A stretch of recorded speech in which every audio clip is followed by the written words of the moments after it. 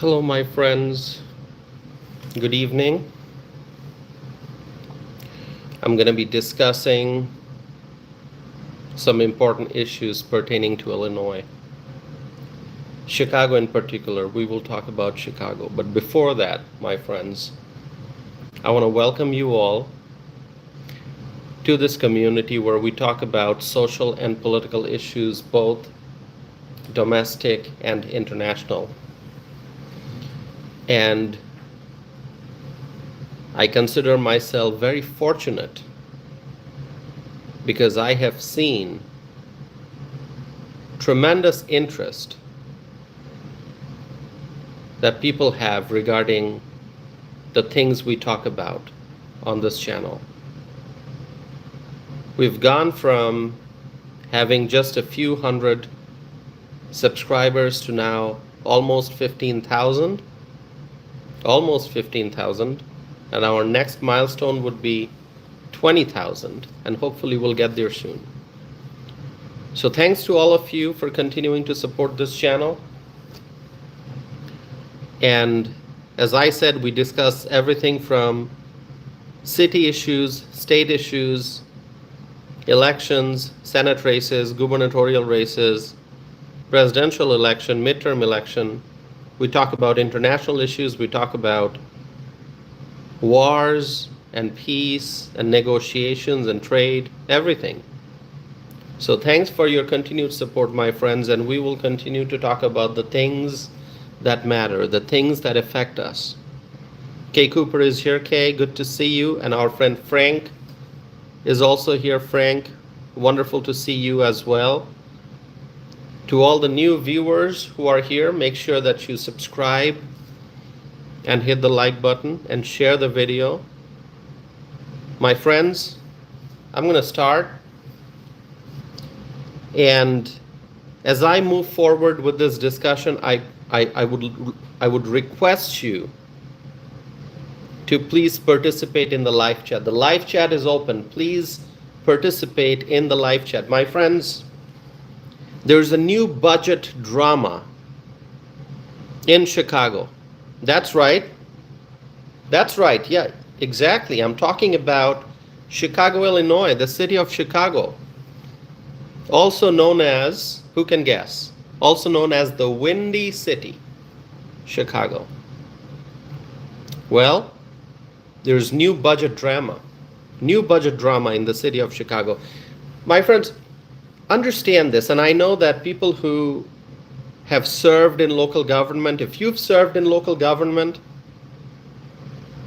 if you've been on a city council, if you work for a city, if you've been a mayor, or you are a mayor, or you currently serve on a city council, if you are in local government, you understand that there's a strong need always for fiscal responsibility.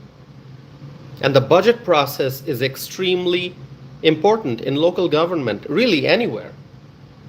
The budget is important, whether you are a private sector entity, whether you're a government agency, budget is important. So my friends, the local government budget process would involve proposing a budget. That's where it starts. The mayor proposes a budget. A proposal has to be made. And then the budget has to be proposed based on the priorities. And different cities have different priorities. Are you a city in a rural community? Are you a city in a very urban environment? Are you a city that deals with a lot of ice and snow? Are you a city that deals with a lot of flooding issues? Are you a city on the coast? Are you a city in the middle of the country? What's your demographic? Is it a city with a lot of young people? Is it a city with a lot of colleges and universities? Is it a city with a lot of senior citizens, people who have retired? The priorities will vary depending on the kind of city it is and how big and how small. There are cities with just a few thousand people. There are cities with hundreds of thousands of people, millions. So the budget proposal depends on the priorities of the city. There has to be a solid plan for what the city needs going forward, next year, the year after, and the years beyond that. And so getting input from the people is very important. And the city council has to look at the budget. The city council has to understand the budget. The city council has to work on it, make improvements, negotiate. They'd have to deliberate. They'd have to talk and discuss and have a dialogue. There has to be criticism. It's all about improvement. It's all about making sure that the government is working exactly as it should, exactly as people expect it to. And the elected officials, they would approve a budget to ensure that it is in the best interest of the people who live in that city, the Americans who live in a city. So my friends, that's what a person would expect under normal circumstances in a normal city. Anyone over here has experience serving in elected office in a city? Anyone? Anyone here? Any of our friends who are here? I see a lot of people. Wonderful. So let's continue. Let's continue the conversation. So my friends, people expect, the American people, we work hard, right? You work hard, I work hard, we all work hard because we believe in work. We believe that we have to work hard to have a better life, to have a better future for our family, for our community. We have to work hard so that we can prosper as a country. So my friends, people expect local elected officials to focus on fiscal stability, to focus on the finances, to make sure that the taxpayer dollars are being used properly. Not wasted, but used properly, used efficiently. We focus on efficiency. My friends, local elected officials must ensure that the best interest of the residents is prioritized. But what is happening in the case of Chicago? If you are from Chicago, I want to hear from you. If you are from Chicago, let me know in the live chat. Are you from Chicago? Because if you are, I would love to hear your input because I'm going to be talking about what's happening in Chicago. And let me tell you, ahead of time, it's not a good situation. Chicago is in a crisis that is much bigger than what a lot of people seem to understand. If you think, oh, you know, Chicago is doing okay, maybe not great, but doing okay. No, Chicago is not okay. Chicago is in deep trouble financially. The fiscal situation in Chicago is really bad. And I'm going to share with you a number that is going to shock you. You're going to be shocked, so get ready. Put on your seatbelts. And I apologize in advance that I'm going to share with you a number that's not going to make you happy. You're going to be worried, especially if you are a Chicago resident. My friends, do you think that Chicago Mayor Brandon Johnson is leading the city in a very efficient manner, in a very fiscally responsible manner? Do you think so? How would you grade Chicago Mayor Brandon Johnson? What score would you give? What grade would you give Chicago Mayor Brandon Johnson? My friends, Chicago is in a lot of trouble. And Brandon Johnson is performing very poorly. And if you have your eyes and ears open, if you're paying attention to what's happening in Chicago, then you know this already. Brandon Johnson, the mayor of Chicago, is doing an extremely poor job. Let me tell you that Chicago is facing a massive budget deficit for 2026. Do you have any idea how big that budget deficit is? Can you come up with a number? Can you make a guess how big that budget deficit is? Let me tell you, it's $1 billion with a B. 1 billion United States dollars.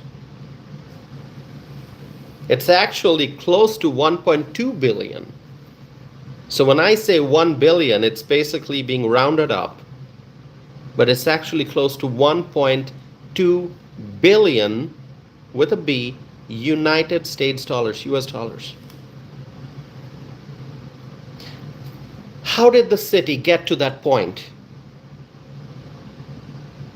How did that city, the city of Chicago, in the state of Illinois, how did the city get to that point?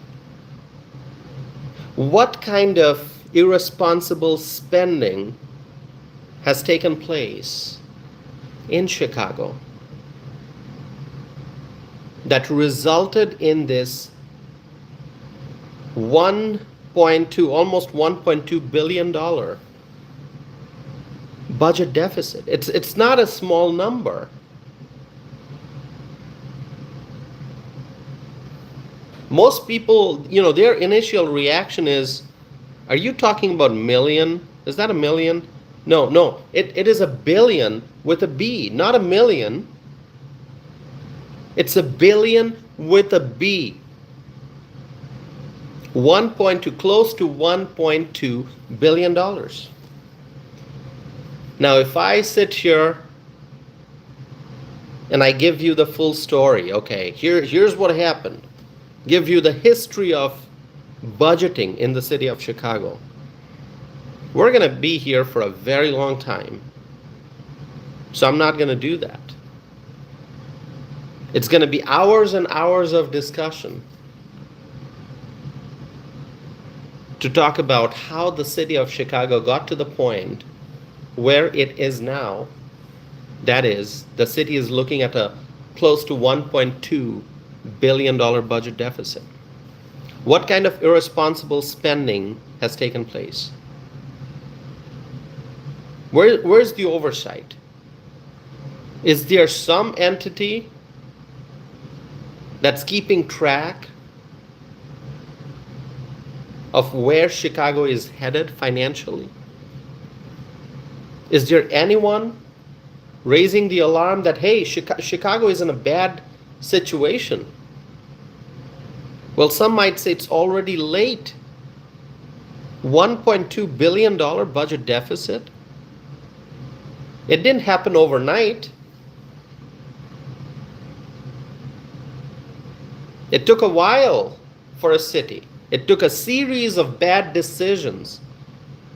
It took a series of bad policy decisions, bad financial decisions for the city of Chicago to get to where they are now. My friends, we expect local government to be transparent, to be accountable. If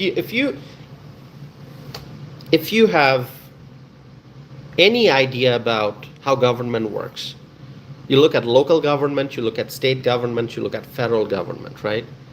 Which government entity is closest to you? It's local government. That's closest to the people. Whether you live in a village, whether you live in a town or a city, the local government is closest to you. The city hall is closest to you. The city councilors, the mayor, these are people who live in your community. They live in your city.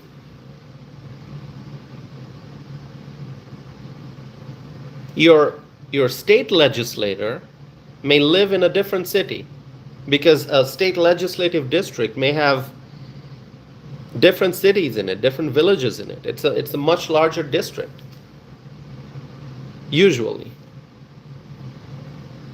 So your state assemblyman or your state senator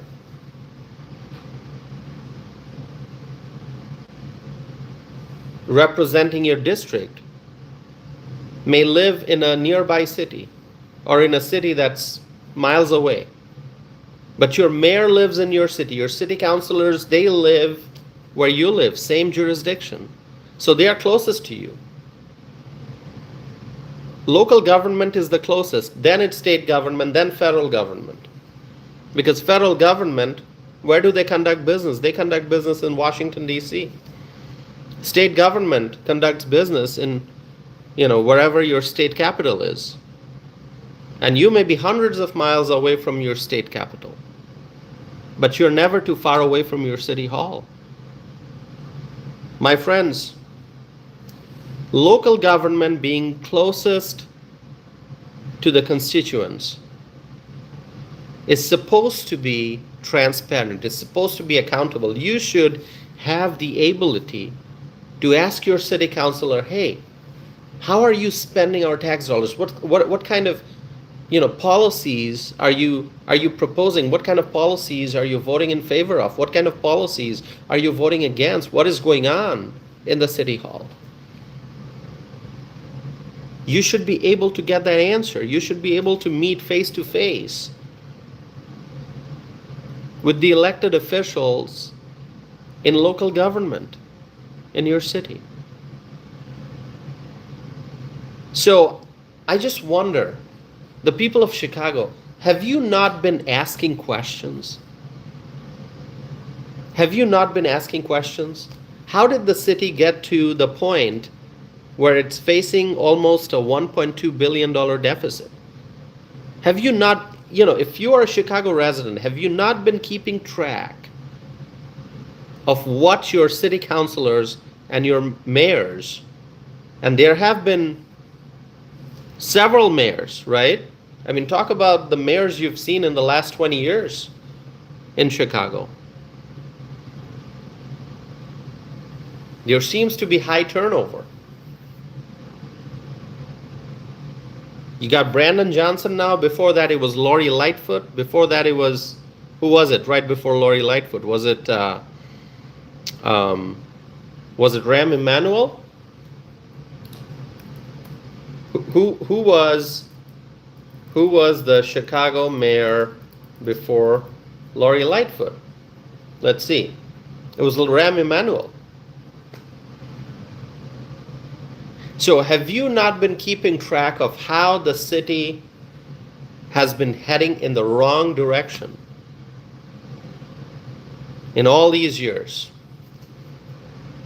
Once again, this $1.2 billion deficit didn't happen overnight. So my friends, I want you to keep something in mind. This is an important point that you must not forget. The story of wasting taxpayer dollars in Chicago, it's a long story. It's going to be a history book if we discuss that. But one particular thing I want you to keep in mind, because it's more recent, at least it has been discussed in recent years. Chicago has spent hundreds of millions of dollars on illegal aliens. That's right. Yes, the state of Illinois has spent massive sums of money on the illegal aliens.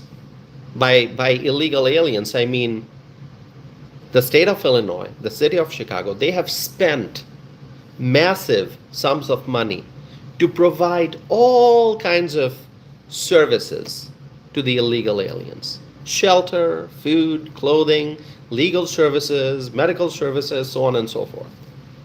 I mean, all the comfort, all the comfort that many Americans don't have. The illegal immigrants, the illegal aliens have been getting in Chicago at taxpayer expense.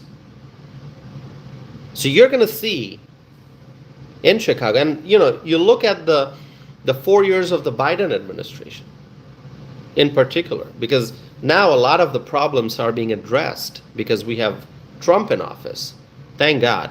Make America great again. But you look at the 4 years of Biden in Chicago, many American citizens suffered from homelessness. Many American citizens suffered because of food insecurity. Many American citizens did not have warm clothes in the winter. Many American citizens did not have access to good healthcare services. But illegal aliens were getting massive benefits, all paid for by American taxpayers. This is the story of Chicago under Democrat rule. Under Democrat rule, this is the story of Chicago. And now we know that hundreds of millions of dollars have been spent on illegal aliens, on providing a wide range of services to them. And this happened in Chicago. When a local government entity spends massive sums of money on illegal aliens, they are putting American citizens last. That's right. In Chicago, the Democrats, they prioritize the illegal aliens, which means they put Americans last. And we don't want America last. What do we want? We want America first. We want Americans first. This country is for the American people. Whether you are a natural-born American citizen, a naturalized American citizen, if you are an American citizen, this country is for you. I'm proud to be an American citizen, and this is my home.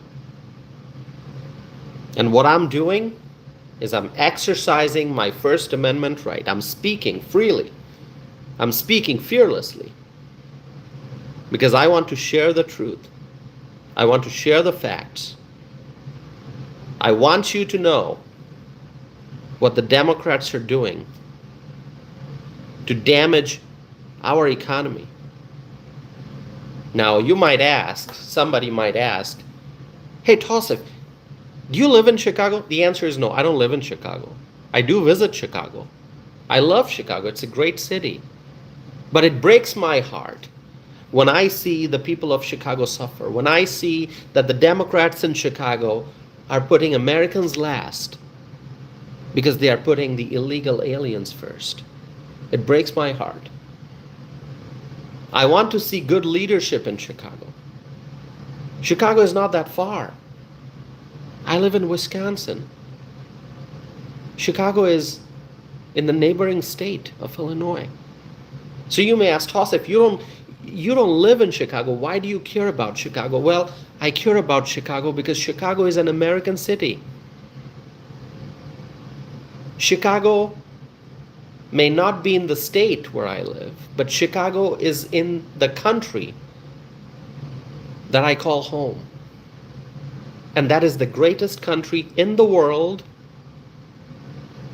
And that country is the United States of America. So yes, I care about what's happening in Chicago. It's an American city.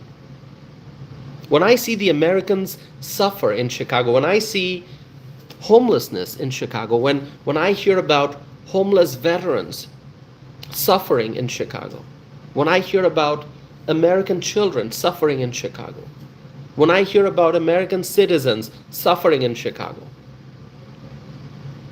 because they don't have good homes, because they don't have access to nutritious food, when they don't have access to warm clothes, when they are struggling to find good medical care, when Americans suffer in Chicago, it breaks my heart. And that's why I'm speaking, I'm sharing the truth, I'm letting people know how the Democrats are ruining the city of Chicago.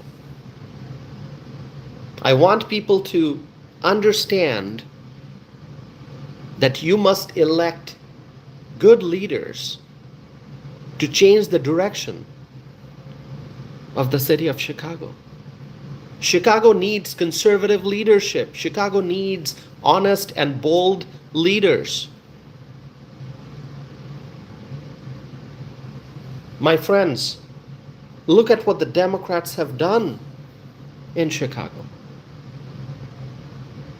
Look at this critical point that Chicago is now facing, almost $1.2 billion budget deficit.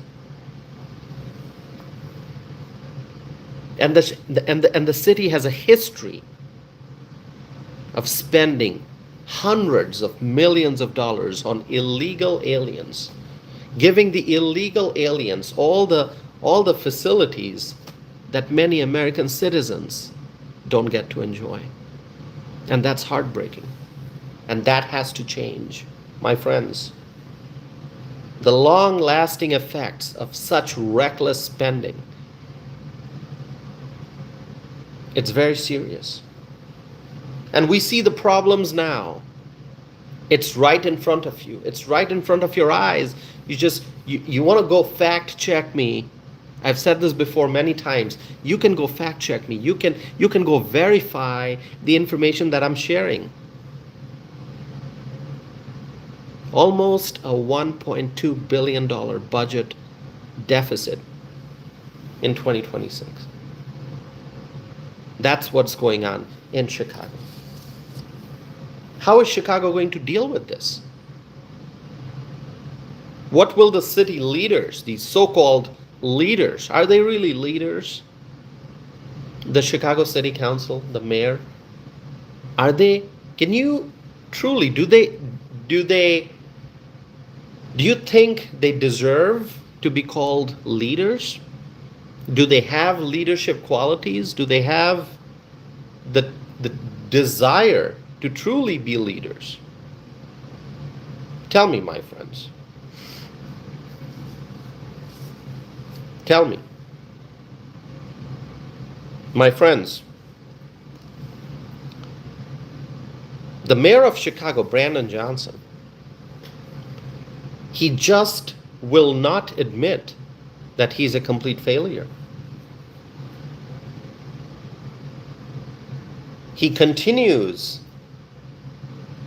He's moving forward with his left-wing rhetoric and his failed policies.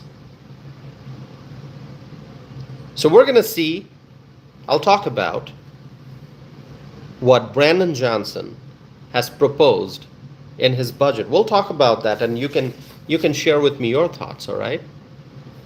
Brandon Johnson calls it the Protecting Chicago budget. Really? I mean, it sounds so great, right? When you say, oh, it's the Protecting Chicago budget. And if you just listen to the name, you're going to say, oh, that sounds like a great budget. It's about protecting Chicago. Wow, who can speak against that? But you have to look at what's in the details. The Protecting Chicago budget. What a cool name. Here's what Brandon Johnson is proposing. He's saying he wants to tax large corporations and big tech. This is what Democrats do. Whenever they run out of talking points, they just say, oh, we're going to go after the corporations. We're going to tax the big tech. Oh, the corporations will have to pay fair share, so on and so forth. So Brandon Johnson, in his proposal, he proposed a new tax on social media companies. A new tax on social media companies, a tax of 50 cents for every active user beyond 100,000 in the city. All right. Okay. That's Brandon Johnson's proposal. All right. Okay. I'll let you be the judge. Brandon Johnson is also proposing to reinstall the corporate head tax, which basically means that large companies that have more than 100 full-time employees, so those large companies would pay a tax of $21 per month per employee. So if it's a company that has more than 100 full-time employees, there's going to be a tax of $21 per month per employee. I mean, sometimes I wonder, like, how do people come up with these ideas? Really? I mean, I guess they just sit and try to figure out that, hey, what are the creative ways we can, we can tax this, we can tax that, we can increase this fee, we can increase that fee, like, and it's like it just makes you wonder, like, $21 per employee per month imposed on a company that has more than 100 full-time employees. All right, okay. You can be the judge. There's also a proposed yacht tax, like boats, yachts, that would increase the cost of docking large boats in the city of Chicago harbors. All right. There's also a proposal. Now let's talk about borrowing, okay? There's also a proposal to borrow approximately $166 million to help cover increased salaries for city workers and to make settlement payments to people who have sued the city of Chicago.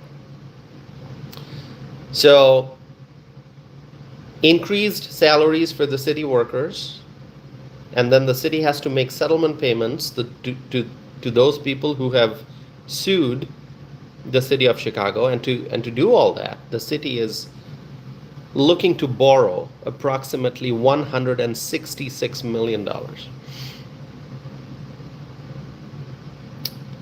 All right. I mean, really, if you want to let me know your thoughts on that, you can. Each and every item that I mentioned, if you want to share your thoughts on that, you can feel free to do that. So, my friends, and of course, there's also going to be targeted hiring freeze. There's going to be, and these are all proposals. Nothing's confirmed yet. This is not the final version, okay? Whatever I'm telling you, these are proposals, okay? It's not a done deal because the city council has to look at it.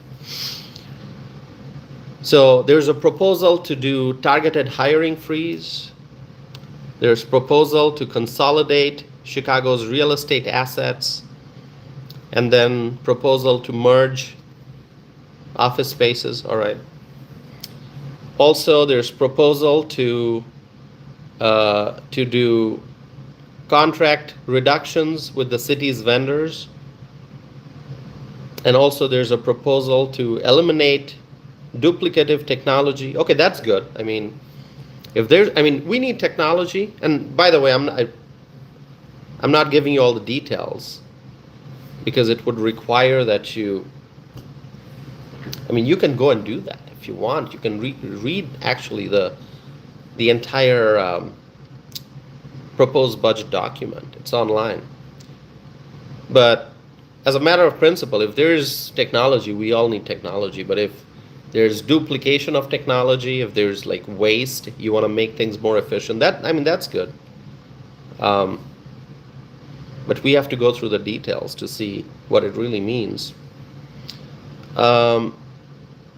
So I've just given you like few items. A budget for a city like Chicago, it's pretty massive. But I've just given you some highlights. And once again, keep in mind that these are just proposals. It's not a done deal yet. So I'm hoping that the residents of Chicago will take all of this information and more, really study it, and let the elected officials know what they think. Because whatever policies are going to be made, whatever the budget ends up being, it's going to affect those who live in Chicago, those who do business in Chicago.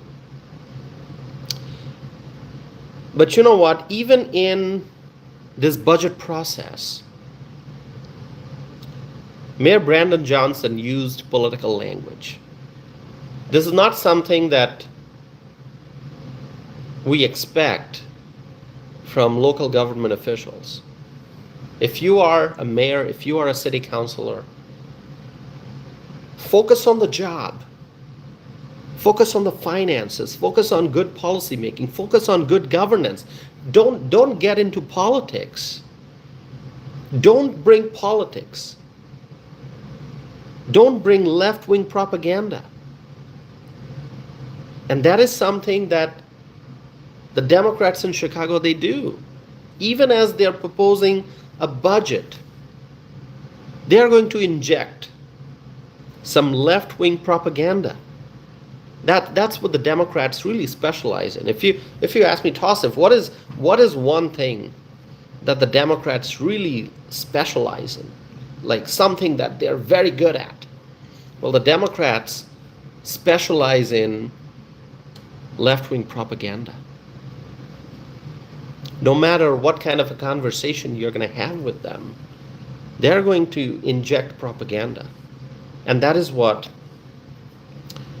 Mayor Brandon Johnson has also done in this proposed budget. One of the items mentioned in the press release from the city of Chicago, dated October 16th, 2025, one of the items is titled, and I quote, "Protect Chicago's public schools, parks, and libraries against Trump cuts," end quote.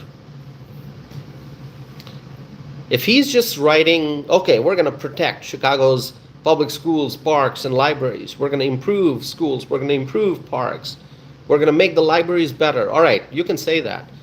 But then it's written against Trump cuts. Why did he have to bring President Donald Trump's name in this? Trump is at the federal level. Trump is making America great again. Trump is fulfilling the promises he made to the American people. Trump is doing exactly what the American people want to see. Trump is increasing transparency and accountability in federal government. And in Chicago, there's no accountability, there's no transparency.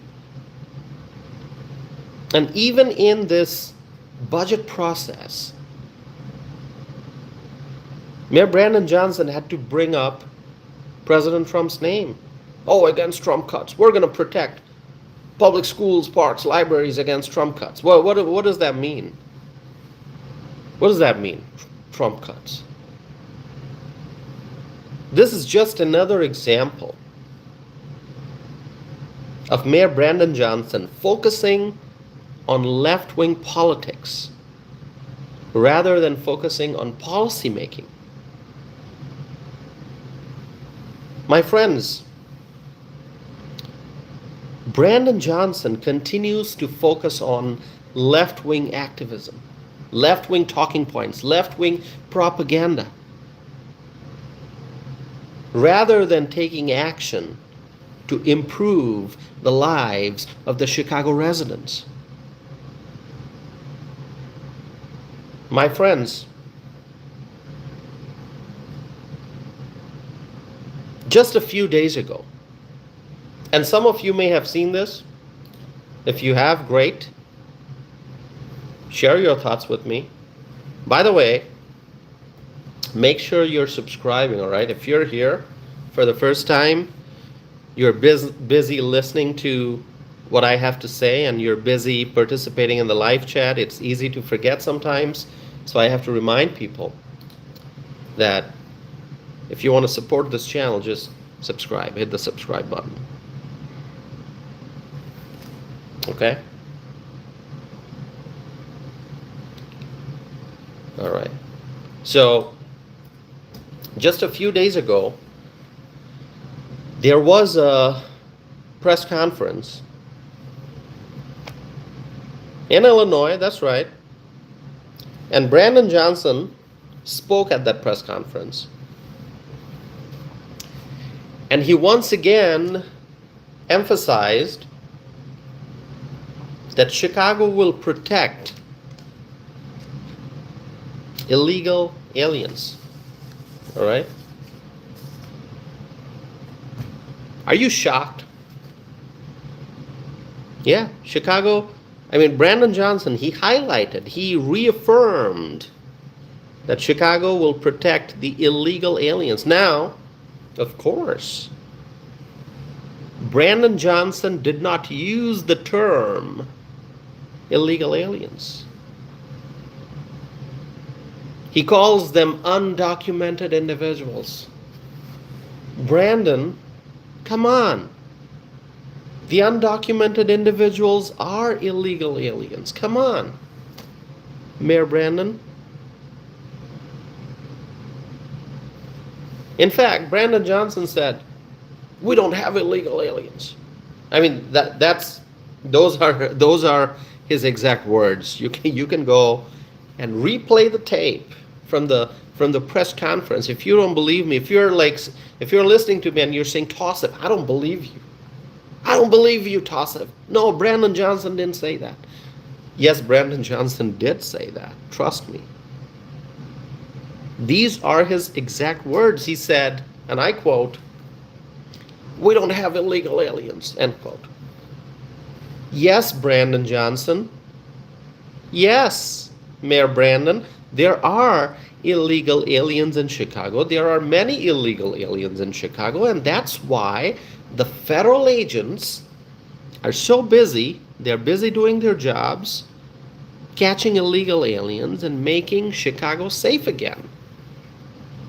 All right? Yes, there are illegal aliens in Chicago. Even if Brandon Johnson says on a big microphone with loudspeakers, if he says, "No, there are no illegal aliens in Chicago. We don't have illegal aliens." The reality is, and people know this, no matter what Brandon Johnson says, the American people, we know this, that there are illegal aliens in Chicago. Which is why the situation in Chicago is so bad. Which is why the Trump administration has to deploy federal agents and resources to catch those criminal aliens and make Chicago safe again. The federal agents are catching the lawless people. Now here's an interesting thing. At this news conference that I'm talking about, Pramila Jayapal was also present. Do you know who Pramila Jayapal is? Do you know who that is? Pramila Jayapal is a member of Congress, but she's not from Illinois. Her district is not in Illinois. And I was wondering, what is Pramila Jayapal doing in Illinois at this news conference?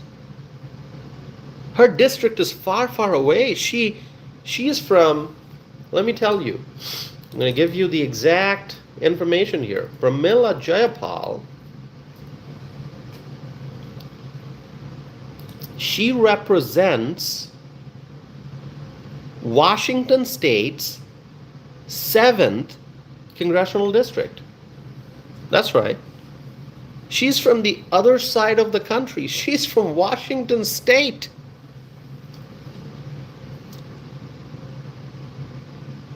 That's right. And Washington State is not in the Midwest. I mean, we're talking about the Pacific Northwest here. That's where Pramila Jayapal's district is. So what was Pramila Jayapal, Congresswoman? What was she doing in Illinois? Doing a news conference with Brandon Johnson. You know, so this event that they had, it was called a shadow immigration hearing. That's what the reports say. A shadow immigration hearing. So Democrat members of Congress were there in Chicago for this hearing.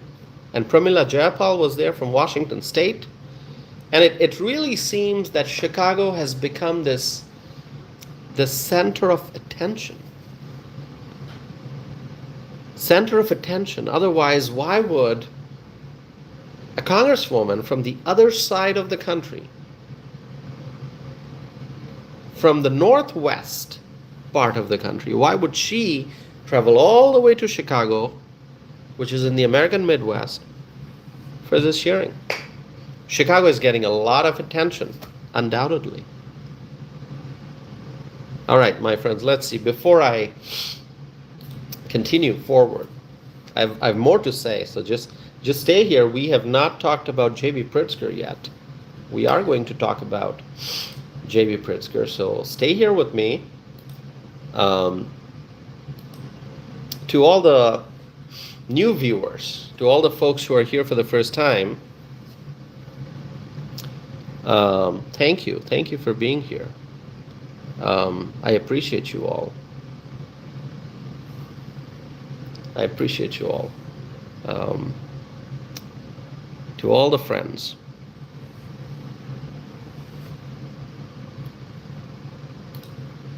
By the way, those who want to know more about me, please go to my website, tossifandam.net, all right? By the way, I see our friend Audrey Ann is here. Audrey. Our friend Audrey Ann is saying hi, Tossif. Hello, Audrey. Our friend Audrey Ann from Long Island, New York. Anyone else? Who did I miss greeting? Before I continue. Did I miss greeting anyone? Let's see.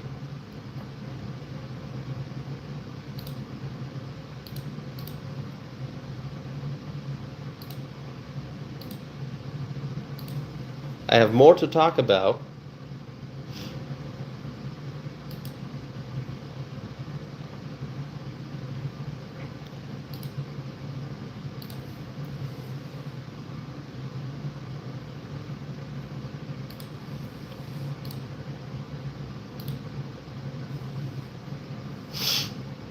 We got a lot of viewers here. That's great. Okay.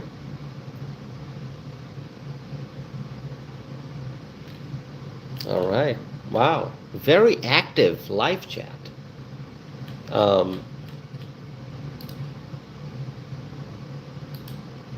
Anyway, go ahead and check out my website if you want to.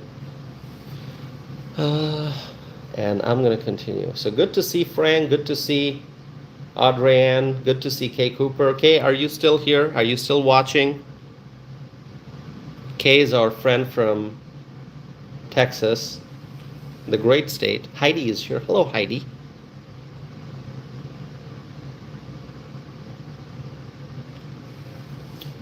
Our friend Heidi is here. Okay, so my friends, did you see that Governor J.B. Pritzker, he's the governor of Illinois, he called for ICE, meaning Immigration and Customs Enforcement. So J.B. Pritzker, the governor of Illinois, he called for ICE to not conduct operations on Halloween weekend.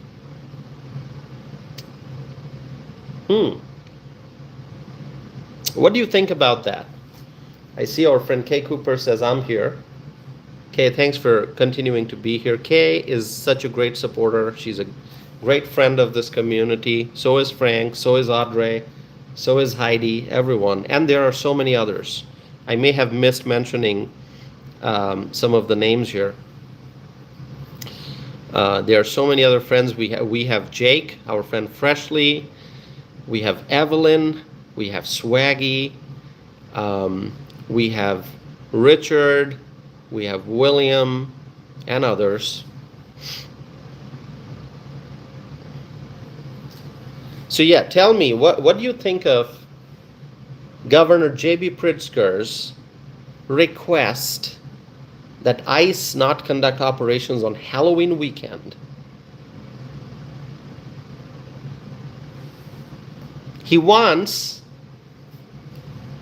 J.B. Pritzker wants the Department of Homeland Security to pause operations on Halloween weekend. But why? I'm going to ask you the question, why? Why? Those who uphold the rule of law, those who protect our communities, they have to continue doing that. Our federal agents, they're working hard every day for this country. They're working hard every day to catch the criminals, to make American communities safe again, to make America safe again. So the federal agents, they have to continue working, and they are. So why is J.B. Pritzker saying that, I should just pause operations on Halloween weekend? Why? Why?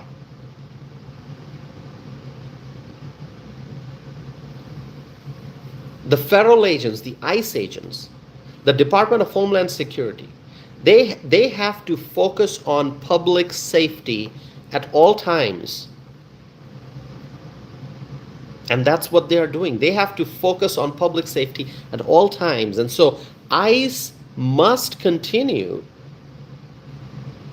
to do its job. ICE must continue to conduct operations. ICE must continue to catch criminal aliens every day. We voted for this. Do you understand that?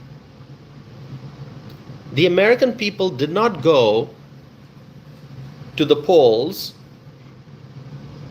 to vote for Trump so that ICE operations can be paused on a weekend, a Halloween weekend or some other weekend. No. We went to the polls. We voted for Donald Trump. We voted for President Trump to form an administration with the right people and to deploy the resources and the personnel needed to catch criminal aliens. We didn't say, take a break on a weekend. No. ICE has to continue doing what it is doing. The ICE agents, God bless them. We support the ICE agents. We support the federal agents. They are protecting our communities.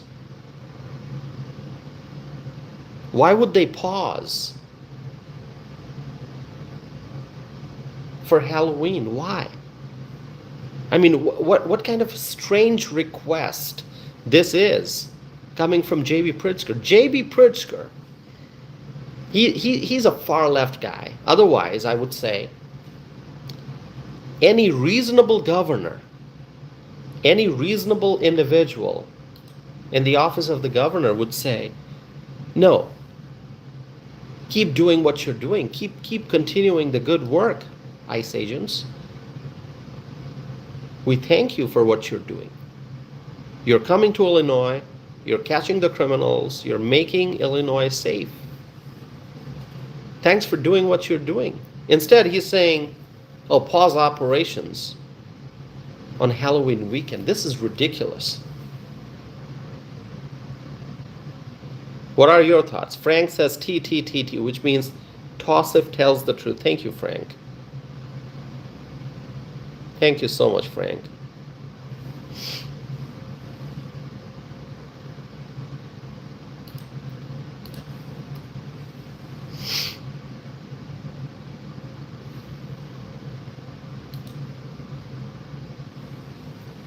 Thank you all.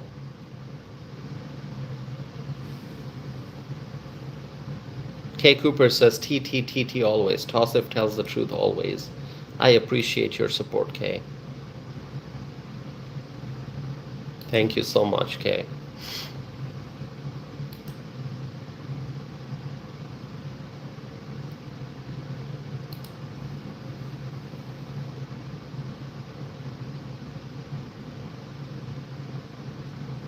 All right.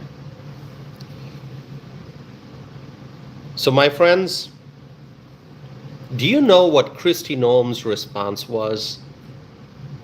I mean, of course, the DHS Secretary, Kristi Noem, Homeland Security Secretary, she was a great governor, and now she's an amazing Secretary of Homeland Security. She's doing a great job. And, you know, most of the people, I would say all of the people, everyone in President Trump's cabinet, they're all doing great in their different areas of responsibility, you know, energy, transportation, Homeland Security, Treasury, Foreign Affairs, Defense, Agriculture. I think all the cabinet secretaries are doing great. And Kristi Noem, she's just a wonderful cabinet member, and I'm going to tell you what Kristi Noem said in response to Pritzker. Kristi Noem said that DHS will absolutely not put pause on any work that must be done to keep communities safe. DHS will continue doing what they're doing to keep communities safe. They're not going to pause anything. Because the work that DHS is doing, it's about keeping communities safe. So they're not going to pause anything. They're going to continue doing that. And Kristi Noem also said that the fact that Governor Pritzker is asking for that, asking for this pause, is shameful. It is. It's shameful. And Kristi Noem, Secretary Noem, says that she thinks it's unfortunate that Pritzker doesn't recognize how important the work is, the work that DHS does, to make sure that DHS is bringing criminals to justice and bringing them off the streets. So Pritzker should acknowledge the great work being done by DHS rather than asking for a pause.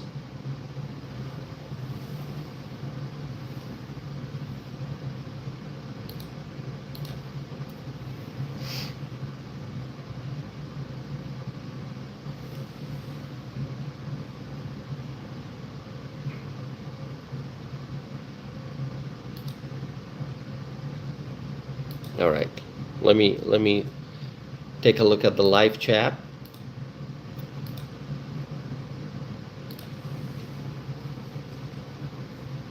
Okay.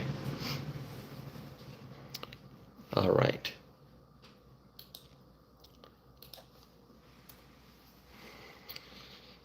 So my friends, share with me your thoughts in the live chat window. Obviously, I'm sharing my thoughts. I want to hear from you as well. So please let me know what your thoughts are.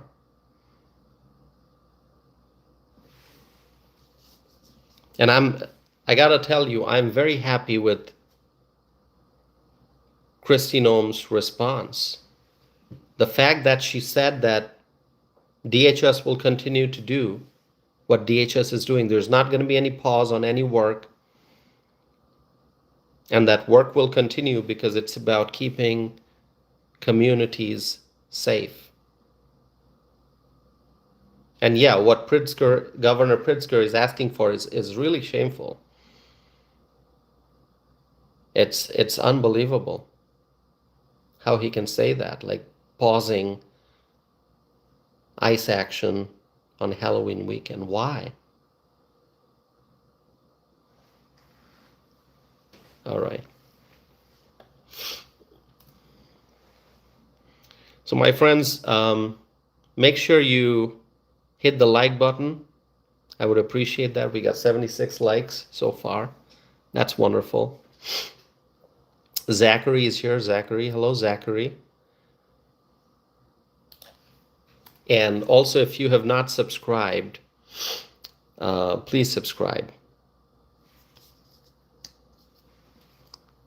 Anyone else here?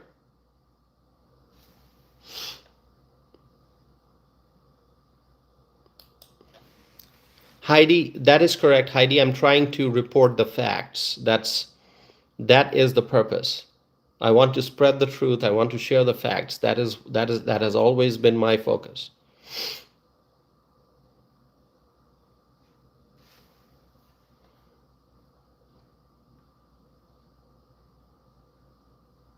All right.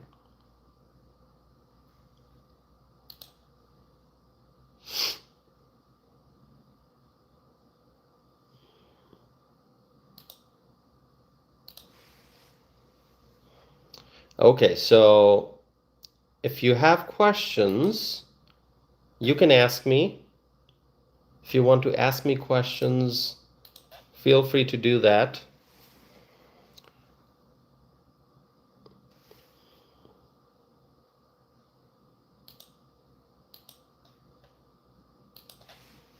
We just crossed the 1 hour mark.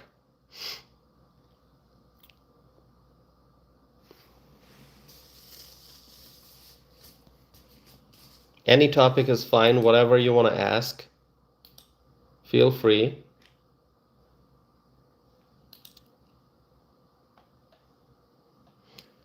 No, I didn't block any questions. Absolutely not. No, the live chat, people can ask questions in the live chat. Yeah, I always welcome comments. I welcome people to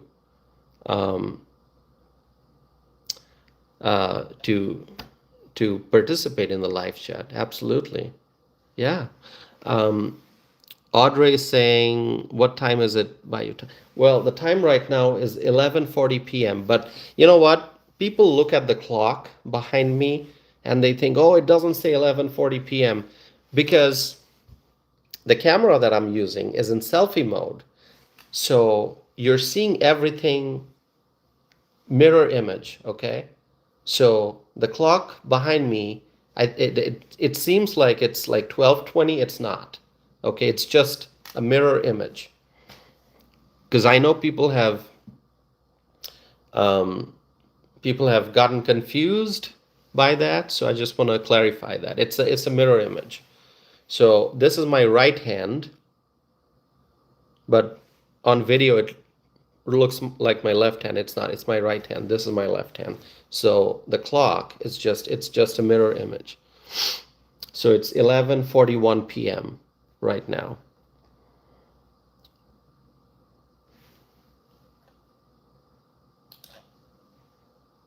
Audrey says, okay, it's 12:40 by me. Oh, Audrey, I start the live streams. There's really no fixed time. Sometimes I start at 10 p.m., sometimes at 11 p.m., sometimes 10:30 p.m., sometimes it's after midnight. So it depends on how busy I have been throughout the day, how busy my afternoon has been, my evening has been, what other things I've got going on, if I'm traveling, if I've got other personal obligations, if I have other commitments. It just varies. So usually at night or really early in the morning. On weekends, I'm able to do afternoon live streams or late morning live streams. Yeah.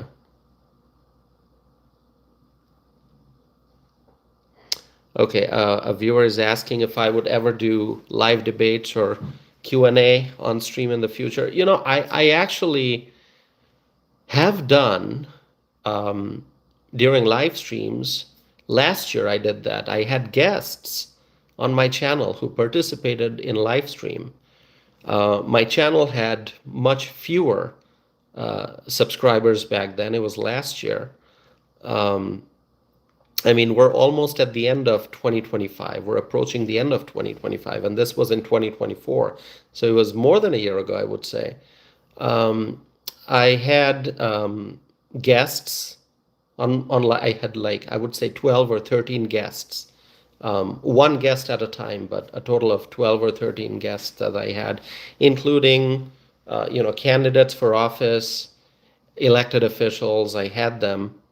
You can go and check those out. So it was in interview format. I asked the questions, they answered. That was the format.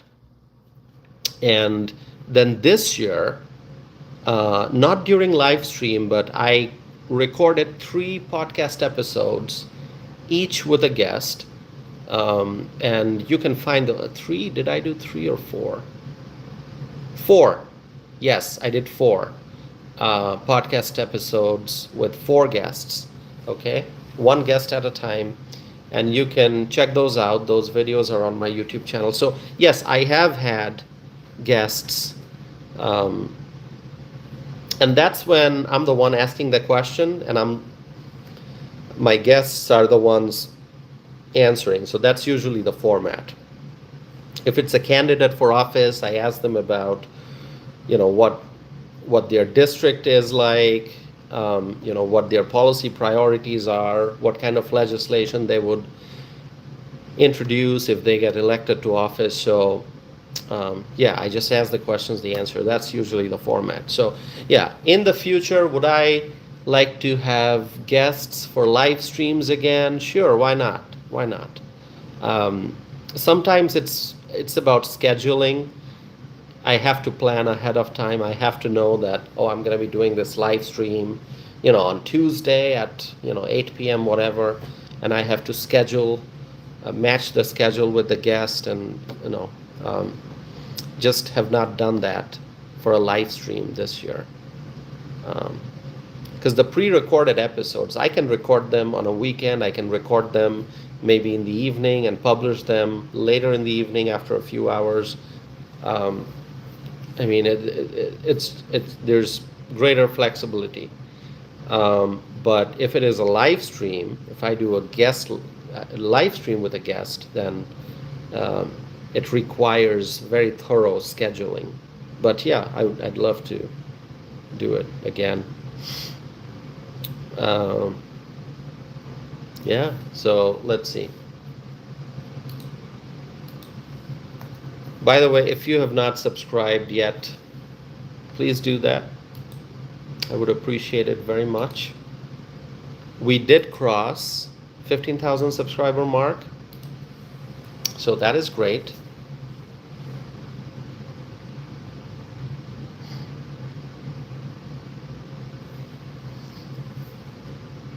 Yeah, I do a lot of unscripted. So when I decide on the topics, before I start a live stream, I decide, okay, what are the topics I'm going to be discussing? It could be one topic, it could be 2 or 3 different topics. And so obviously, if there are data, statistics, numbers and figures that I'm going to share, I usually, write them down or print them out. Like, I talked about the budget deficit, 1 billion. I mean, that's easy to remember. But if I'm presenting like poll data, okay, like, if I'm talking about a Senate race and I'm saying, the Suffolk poll says this and the Fox poll says that, these are the numbers, obviously, I have to either write them down or look them up on a screen so I can, incorporate the information in the discussion. But other than that, you can ask me questions outside of the topics of the live stream, and that's what I usually do. I focus on the topics, and then at the end, I will answer questions, whatever topics you want to bring up. Yeah, I'll talk. That's not a problem. We have open discussion, and that's actually great. It's more like It's like almost like we're sitting around a table and we're sharing our thoughts. So I do that. Yeah. Yeah, absolutely. Happy to do that. And if I don't know an answer, I will let you know. I'll tell you, hey, I don't know the answer, so maybe I'll have to check and report back in the future. Not everyone can know every answer, right?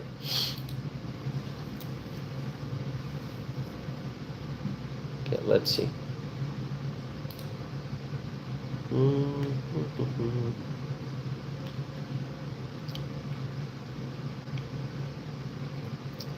Oh, okay. Frank says, good hat. Thank you, Frank. It's, as I've said before, it's not just a hat. It's a symbol of inspiration. It's a symbol of strong commitment. And the commitment is that we are going to make America great again.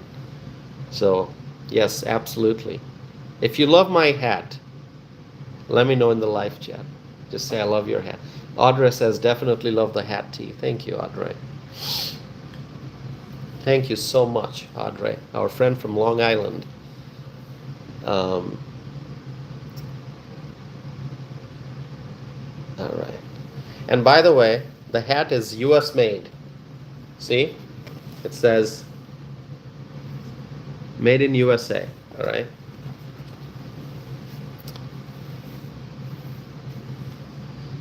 All right. 1 hour, 11 minutes. Time goes by really fast.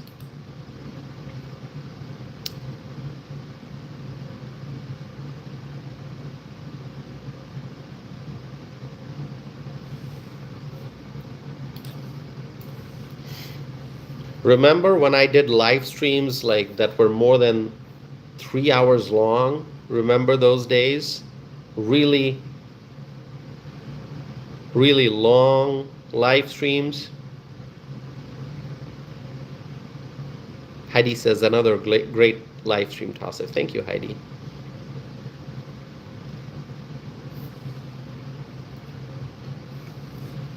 Okay. Yeah. I think we may have to do more of those long live streams, I think, because the midterm election is coming up. We have to talk about the Senate races. We have to talk about the House races, gubernatorial races. It's going to be very important. And some of the live streams may be very long.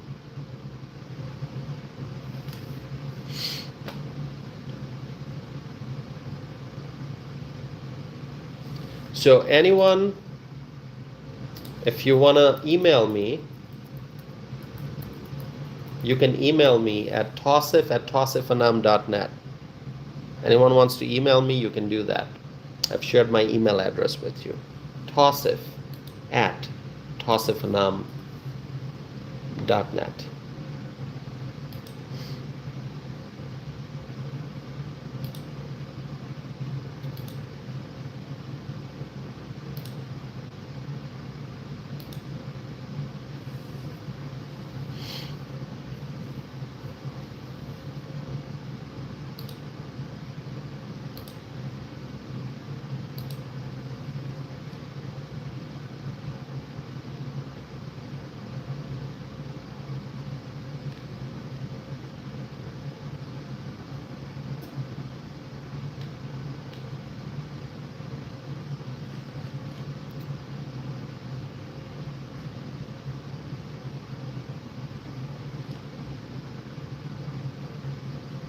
Zachary, yes.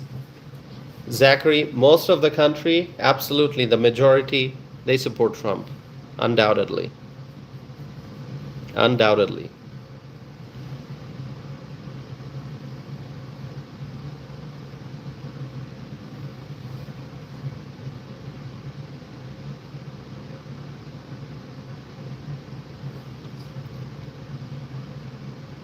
Yeah, the states are turning more and more red, more and more Republican, more and more conservative.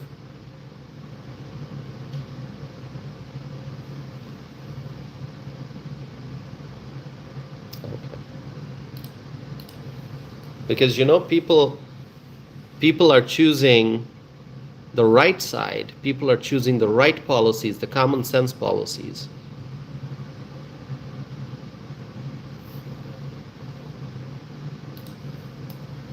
Remember, always remember, the Electoral College vote victory and the popular vote victory.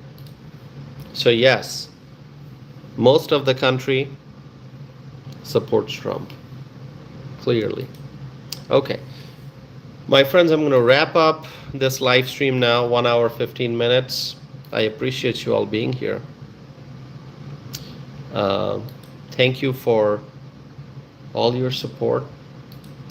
And, I see every day I'm doing live streams, I see negative comments, but I can tell you that harsh words, negative comments cannot stop the truth. The truth is the truth. The truth will always prevail. So no matter how many negative comments I see, it's not going to stop me from doing what is right. Okay? We're trying to spread the truth. We're trying to protect our constitutional rights. It's all about liberty. It's all about freedom. We have to protect our freedom, my friends. Evelyn, good to see you. Evelyn's name just popped up. That's EHR. Evelyn, thank you for being here. So I'm going to wrap up this live stream. Please make sure that Ross says you're doing a great job. Thank you, Ross. Thank you. Please make sure that you're sharing this video with your friends, family members, neighbors. Ask them to check out this channel. Ask them to subscribe and be a part of this community. Good to see our friend Evelyn here. Evelyn says, I'm fashionably late. Evelyn, that's fine. That's fine. It's always good to see you. That's our friend Evelyn. Please, everyone, say hi to Evelyn.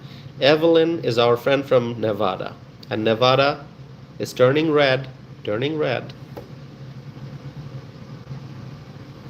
At some point in the near future, Nevada is going to have a Republican U.S. senator, hopefully both senators Republican soon, right? Might take a while, but we'll get there. We will elect Republican U.S. senators, my friends, in Nevada. I pray for that day. I'm in Wisconsin, but I'm praying for Nevada. Absolutely. Okay, so thank you all. I'm going to end the live stream. Evelyn, good to see you. Kay Cooper, our friend, and others, Heidi, Audrey Ann, Frank, and there are so many others. We got some new viewers also, I think. Ross, thank you. Zachary, and others. Thank you all. So ending this live stream, but I'll be back with more videos. May God bless you all, my friends. May God bless President Donald J. Trump. May God bless the Trump administration. May God bless the Republicans in Washington. May God bless the United States of America. May God bless our U.S. allies. We love our allies. And may God bless freedom-loving people all over the world. Good to see you all. Good to see you, my friends. Thank you so very much. And remember, we will, together, we will make America great again. Have a wonderful night, and I'm going to be back again soon. Thank you, my friends. Thank you so very much.